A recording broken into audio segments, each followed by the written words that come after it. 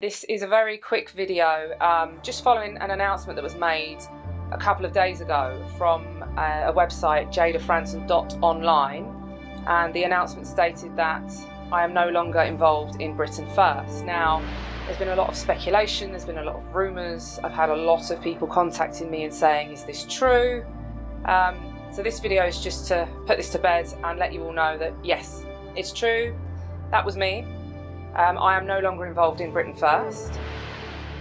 I'm just stood outside Bromley Magistrates Court and I've just stood trial today for breach of my post-sentence supervision order. They found me guilty and they've said that now I have to live in England, I can't live in my house in Northern Ireland. So I'm now banned from Northern Ireland, which is where I live, where my home is and where I've been living since I left prison. So if this isn't harassment, I don't know what is. I've just met with my probation officer. I'm still in England and I have stayed here for the last few nights thanks to people's hospitality. Now I've explained to probation that I'm on trial in a couple of days. On Wednesday and Thursday this week I'm on trial in Belfast and therefore I need to go home to Northern Ireland. I've now been granted permission to do that, but I've been told immediately after the trial I must come back to England. Now I've explained that I have nowhere to live.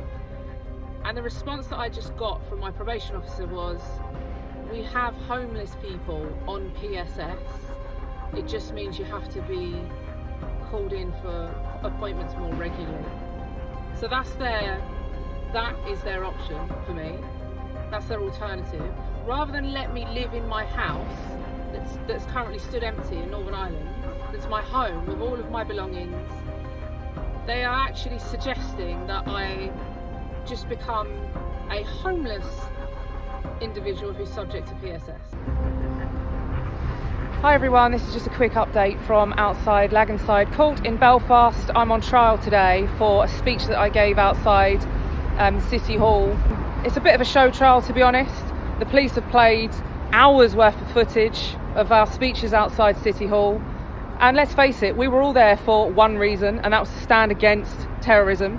So if that's a crime, the world's gone mad, absolutely mad. I just want to give you all an update regarding this ongoing saga of me being told that I have to return to England and effectively make myself homeless. The probation service have, through the back door, managed to get the courts in England to agree that I cannot live in my home in Northern Ireland. They want me to go back and they want me to be homeless. They don't want me to live in my house in Northern Ireland, they want me to be in England, and they said it's fine if you're homeless, we just want you here. So I've now referred the matter to the Human Rights Commission of Northern Ireland. So today I was at Laganside Court in Belfast to receive judgment for two trials that I stood in February. Now the trials were for two separate occasions.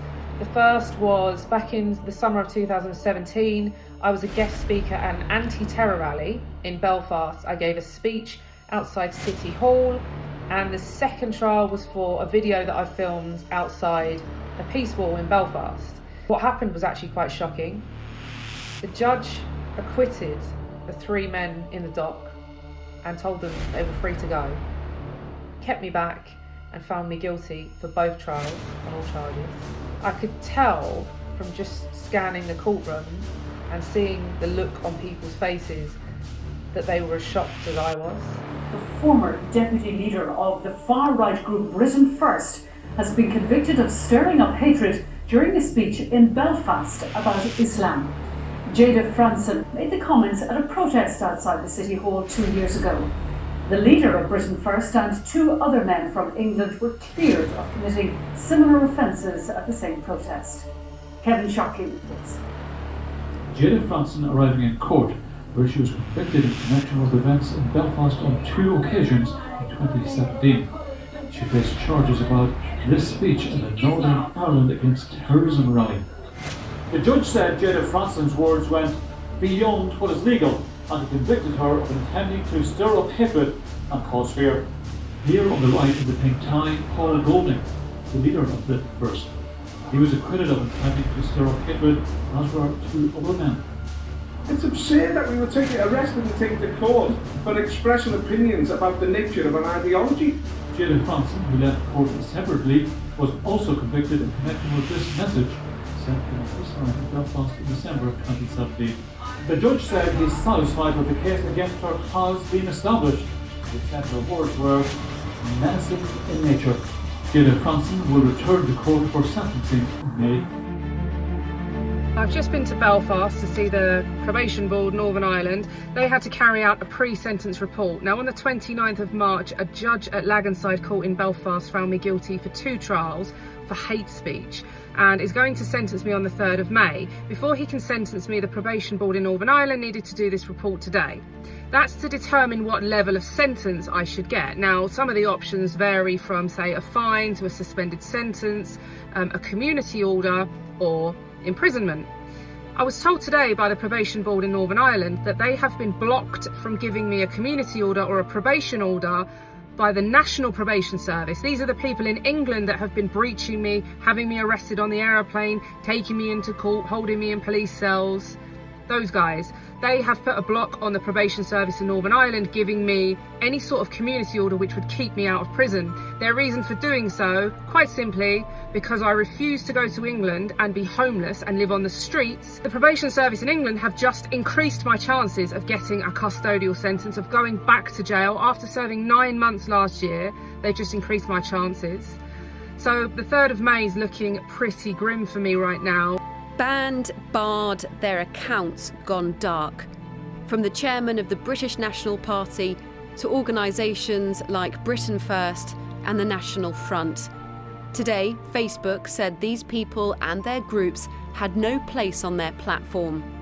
As I speak, headlines are breaking across the UK and the US to say that Facebook have banned me from their services. That's Facebook, Instagram, gone. The reasons they've given for banning myself and several other people on a list is that we are allegedly violent and have proclaimed a hateful mission. This is nothing short of discrimination. I'm being discriminated against because of my nationality, my religious beliefs, and because of my political beliefs, my political persuasion. Because I'm British, because I'm a Christian, and because I'm a patriot, Facebook are discriminating against me. So this morning, my solicitor gets this letter from the National Probation Service, who have finally waved the white flag and agreed to let me live in my house in Northern Ireland. My solicitor now has to present this to the judge at the court and try and persuade him that I shouldn't be sent straight to jail for a year, and in fact I should be given a community order. So wish me luck.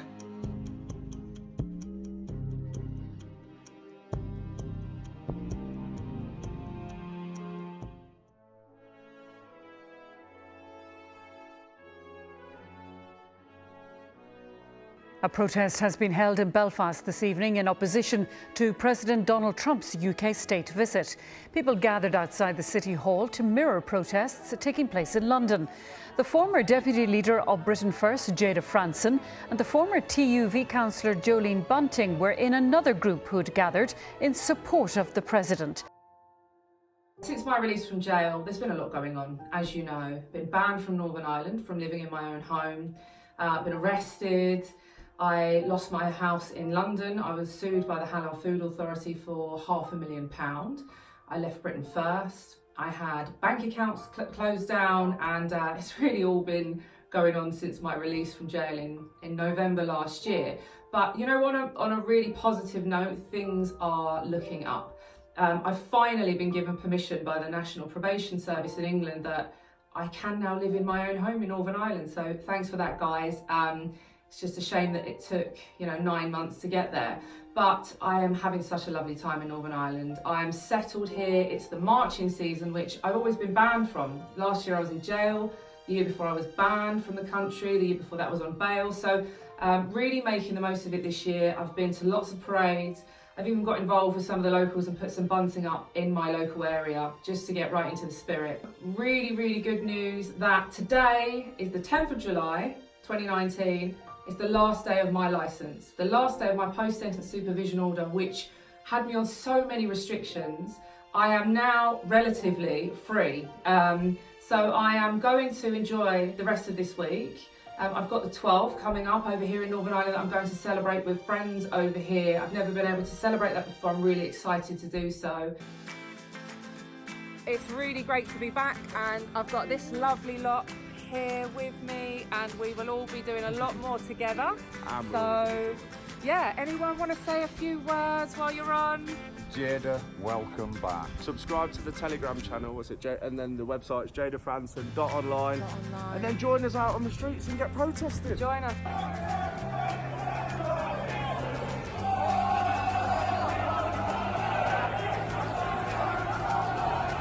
There's demos across the UK today for Tommy Robinson, who has been so unjustly treated. He's been imprisoned. Look, do you know what? It is the likes of the BBC that are working alongside the state to censor people. They're censoring patriots, they're locking patriots up. I spent last year in jail. Tommy's back in jail for the 3rd time. Enough's enough.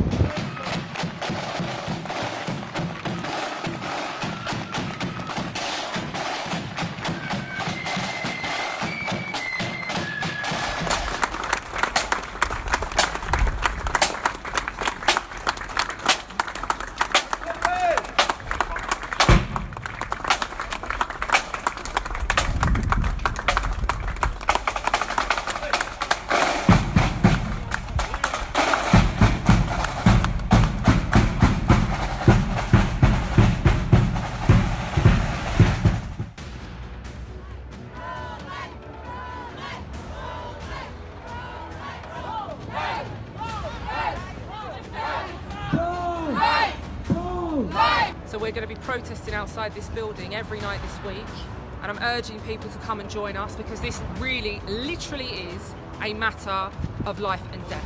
On most occasions, the limbs are missing, the skull is crushed. These are human beings, and this is a publicly funded building, and you guys are walking people around this building glorifying abortion. So come with us, stand with us, speak up for those who can't speak up for Northern Ireland's unborn. We're here once again, we'll be here all week whilst this show is being laid on, and there's placards, we've got activists behind, there are people giving out leaflets up there. I think the issue is who should be murdered, isn't it? Who should be murdered? You're a disgrace. Do you want to do something about it? Do you want to do something about it? Are you actually offering to threaten him? Are you threatening? It's not a baby, it's a fetus and it's choice. It's a baby. Do you know and what it's none of your means? business. Do you know what fetus means? And that Don't you dare point and say that. That's a child. I am in Larne this evening. I am at the Clyde Valley Parade and Rally.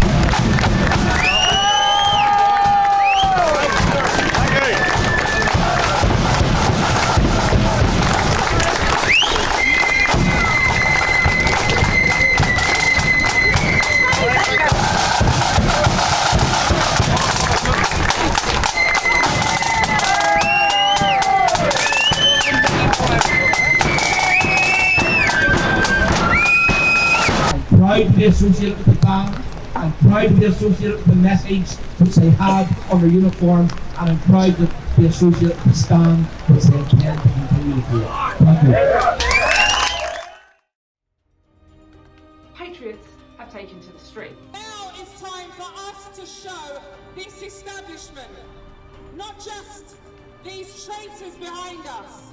Outside the EU commissions of London, Edinburgh, Cardiff, Belfast, people have taken to the streets and rallied against the Betrayal Act. Right now, our union, our precious union, is on a knife's edge.